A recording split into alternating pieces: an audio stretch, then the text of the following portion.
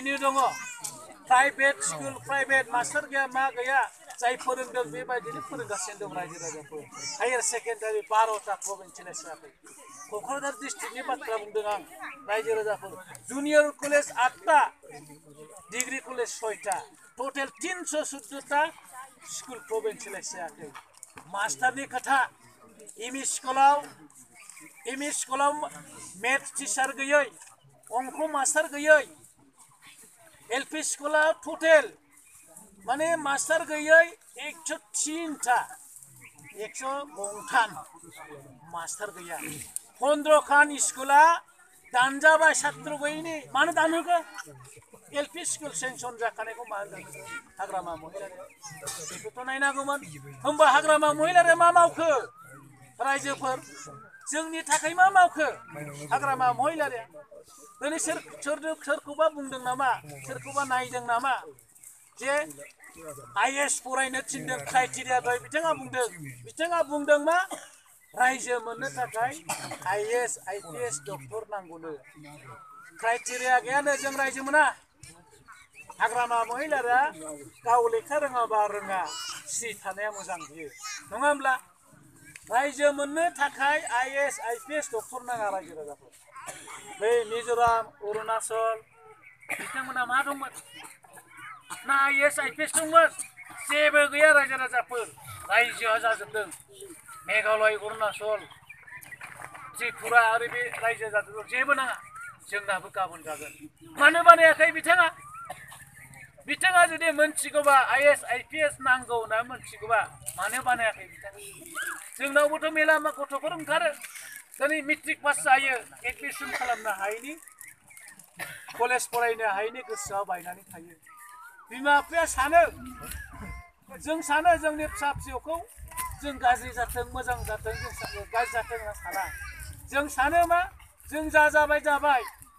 दा नैबे लेभेलाव जों जेसेबां दं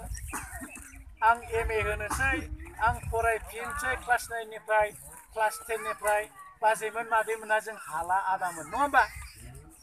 जों मा सिन्था खालामो दा जों जाबाय जोंनि गथ' गथायफोरखौ हले जोङो लेखा बुरजा फोरोंनानै सोरबा सानगोन आंनि गथ'खौ आं फोरोंनानै साख्रि लाथों बोरायबा बुरैबा जों मोजां फिजानो मोनथों बयहाबो मोनफा मोनफा सिमां दं नङा होमबा बाजैमोन मादैमोन आं जाबाय आंबो जाम्बिखा आंना फिसा जाम्बि जाथों रुवाथि थाथों होनना रावबो साना दिनै हाग्रामा महिलारिया मानो जोंनि आइ आफाखौ गाबखांफैयाखै दा बेनिखायनो आं बुंदों हिसाब निकास खालामनांगौ होनदों दिनै बिथाङा बुंबाय थादों आलादा रायजो मोना बिनि फिन साजाखौ जों होनांगोन रायजो राजाफोर दहाय बुंदों भारतआ गणतन्त्र देशनो बे गणतन्त्र देशआव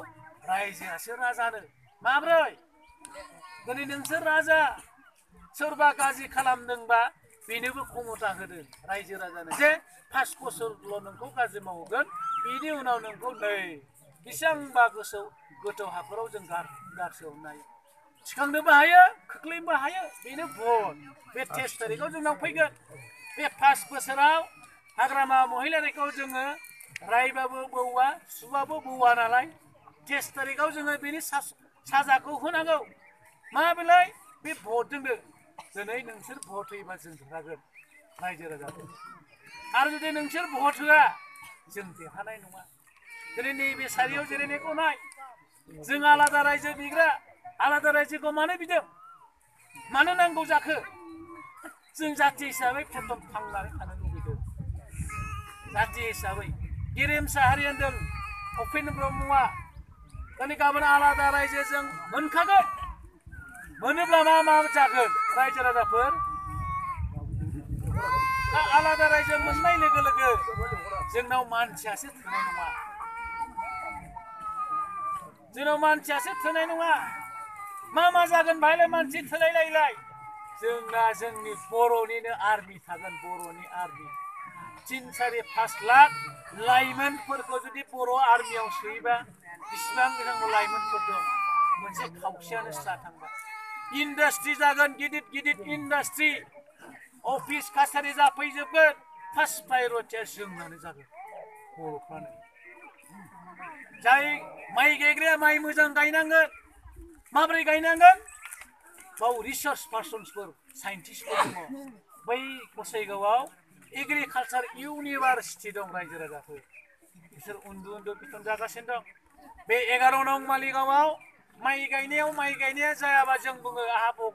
आंहा एबार भाग्य गैया नङा होमबा नाथायबा हा सिङाव मा दं बेखौ जों नायला बिथांमोनखौ लाबो जों फोरोंनांगोन अमा फिग्राया अमा फिनांगोन अमा फिग्रा डक्टरफोरखौ बै रिसार्च पार्सनफोरखौ जों लानानैसो फिहोनांगोन जों फियो ओंखाम खालाय जासाबथों होननानै नङा होमबा अमा फिनायनि सुबिदा होनांगोन